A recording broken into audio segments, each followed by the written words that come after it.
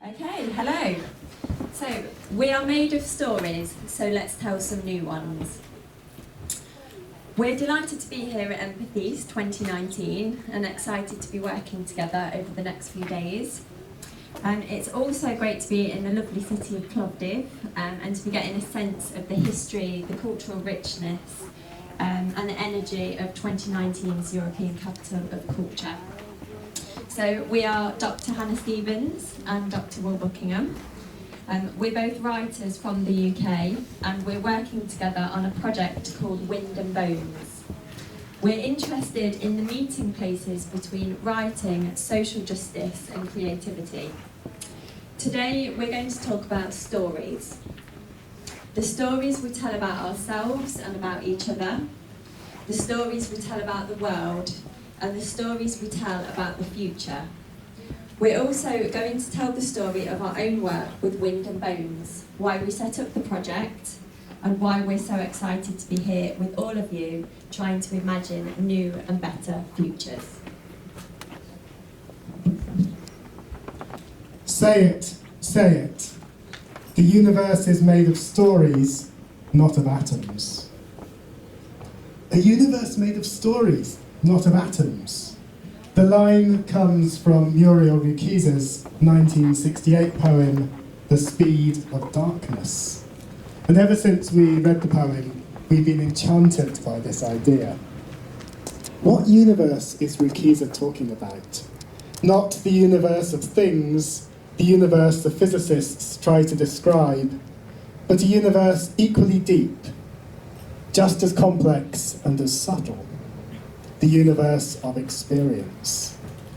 It's the universe of our loves and our hates, our passions and our dreams, our fears and anxieties.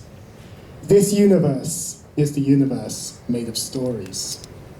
We cannot imagine ourselves, we cannot imagine each other, we cannot imagine our society without telling and retelling stories. Stories are what our experience is made of. Not just as individuals, but as collectives. Together, we weave stories about class and gender, culture and sexuality, nations and religions, goodness and badness, what matters and what doesn't matter. These stories shape our lives, they shape our societies, and they shape our future on this planet that we share. So it matters the stories that we tell. Say it, say it. The universe is made of stories.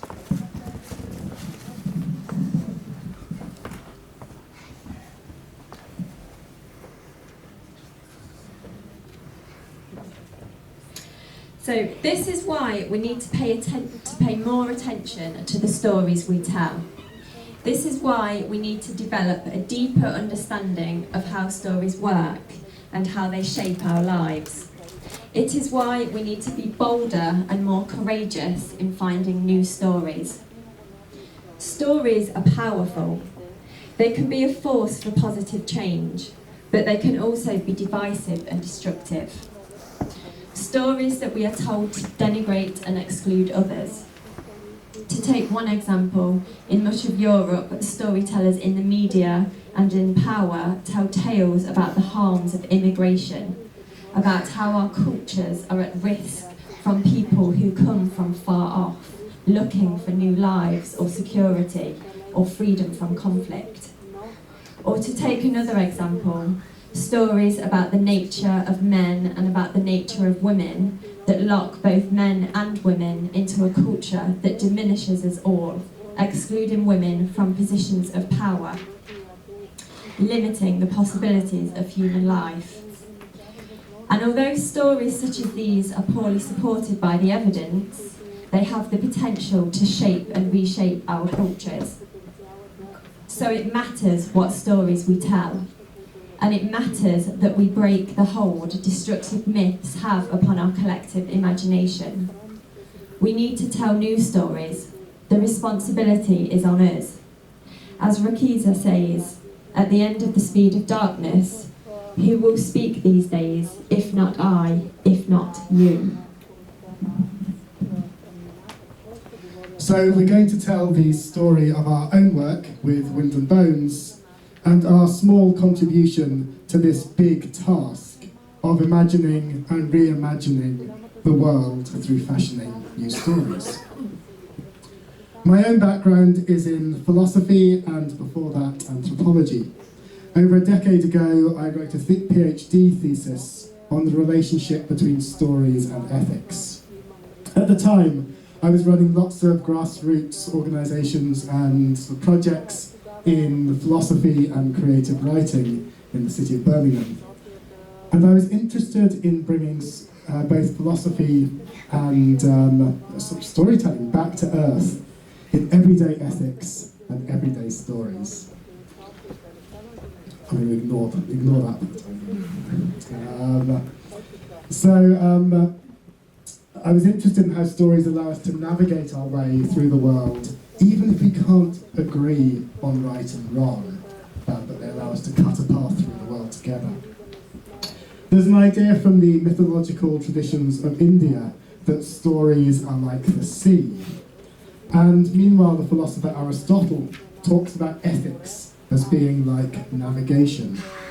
So in my work, I put those two things together to see how storytelling might allow us to navigate the turbulent seas of ethics better. After my PhD, I taught writing for several years in the university, and I wrote books, novels, philosophy books, children's books about sea voyages, but I was never fully at home in the university. And I always believed in a broader social vision for philosophy and for writing.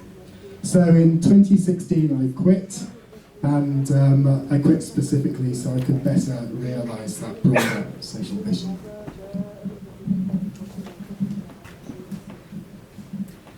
So my own background is in creative writing.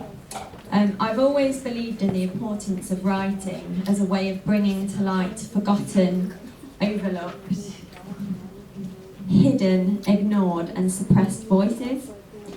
As a writer, I work in short stories and non-fiction. Alongside my love of stories and storytelling, for most of my working life, I have been engaged in social justice issues. I worked for a charity that helped community groups find funding for social projects. And this work showed me the power of community-based grassroots organisations. I was also actively engaged in working with LGBTQI communities and in the field of sexual health. This hunger for hidden and marginalised stories led to a PhD in creative writing. For my PhD research, I worked on a project exploring missing people. I researched real-life stories of people in the UK and Ireland who had gone missing. And I worked with the police and various charities to understand better the complex reasons why people go missing. And then after all the research, I wrote a collection of short stories that testify to these interrupted lives. So after completing my PhD, I wanted to draw together my interest in writing and in finding ways to make space for stories that are excluded and forgotten. So this is how, back at the beginning of 2018, Hannah and I put our heads together and we wanted to see if we could combine our skills and make something new.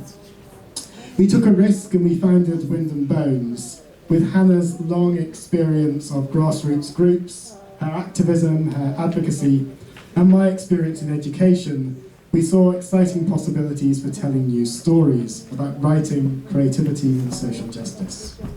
We took our name from the 6th century Chinese writer Liu Xie. Does anybody know Liu Xie? No? He's great. And in his book, he wrote a book on the art of writing, and in his book he says, "Cultivate the vigour of the wind and make the bone robust." In other words, make sure there's vitality, the pulse of life, the winds of change, but also pay attention to structure, to mechanics, to the way things work. Be idealistic, but be practical. It's good advice for writing. It's good advice for activism. It's good advice for social change. And it's good advice for life.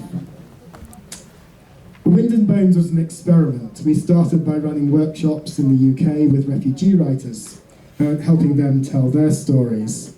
We came to Bulgaria and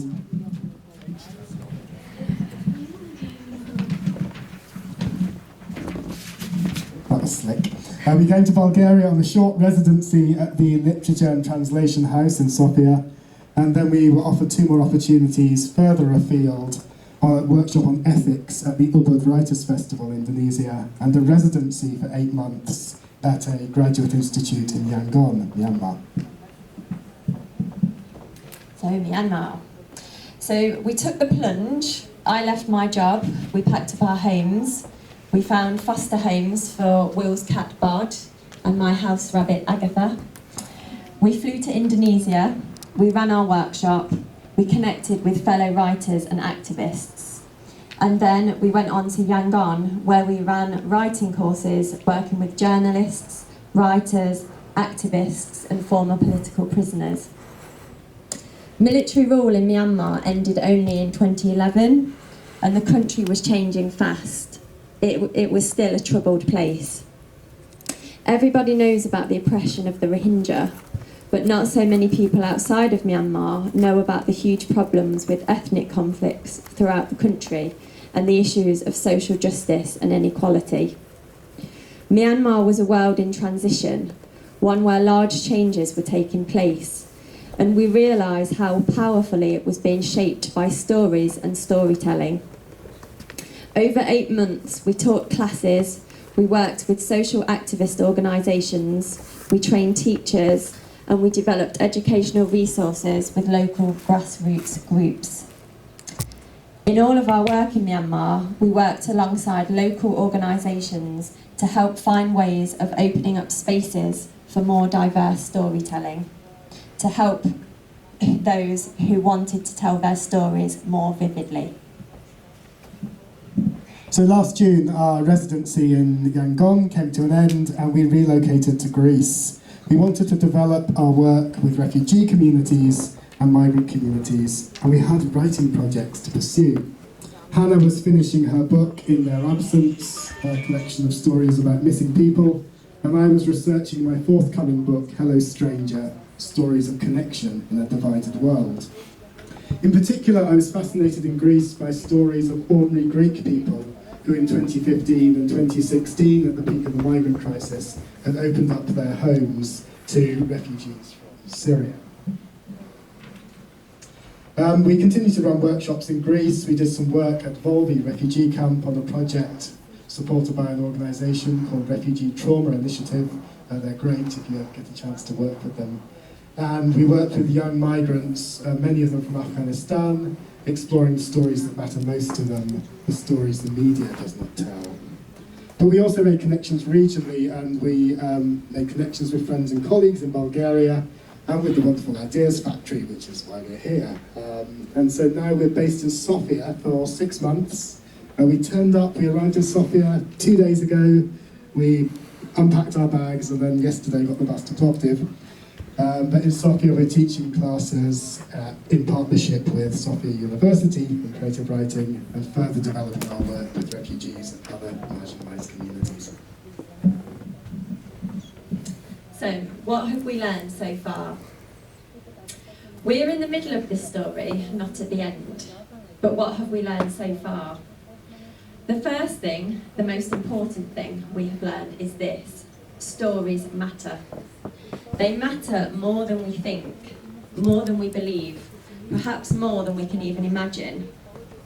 We've heard so many stories over the past few years, and we've helped many storytellers tell their stories better. It is a privilege to witness somebody else's story. It is an insight into a different way of being human. These stories have enlarged our world and have given us a sense of new possibilities. We have learned that everybody has a story to tell, and that if you make space for them to do so, if you have the patience to listen to people's stories, then they come alive. Discovering and owning your stories, telling and retelling them, finding ways of communicating better, these things all lead to deeper connections. They enrich our collective lives, and they open up paths to new creative action. What else have we learned? We've learned that when you open yourself up to new stories, your own story changes. The Italian writer Roberto Calasso says, "Stories do not live alone," and neither do we. Through telling stories, we shape and reshape ourselves and our relationships and find ourselves on unexpected trajectories. So that is the story so far. And at the end of this, we believe more strongly than ever that the world is, as Rukeyser says, made of stories. And that if we care about the future, we need to tell better stories, and we need to tell them better. Thank you so much for listening. Feel free to ask us anything about our work over the next few days at this forum. We're sticking around for the whole thing, and we're always up for new collaborations, new projects, and new and interesting stories in particular. But for now, this is our story so far, and thank you again, and we look forward to hearing your stories. Thank you.